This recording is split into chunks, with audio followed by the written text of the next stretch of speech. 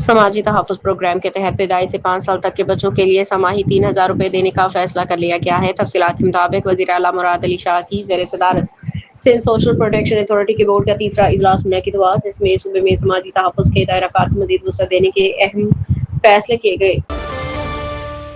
دکانوں، کاروبار اور مارکیٹس کے اوقات کار میں تبدیلی کرتے ہوئے نیا نوٹیفکیشن جاری کر دیا گیا۔ اب کتنے بجے بند ہوں گے؟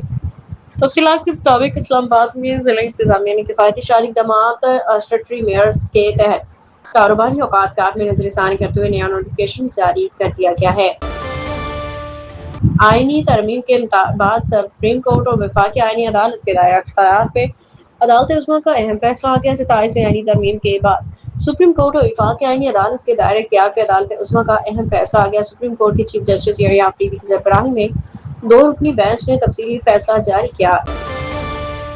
اسرائیل نے لبنانی دارالحکومت بیروت کے جنوبی مضافات پہ دوسری بار فضائی حملے میں مزاحمتی تنظیم حزب اللہ کے اہم کمانڈر کو نشانہ بنانے کا دعویٰ کر دیا۔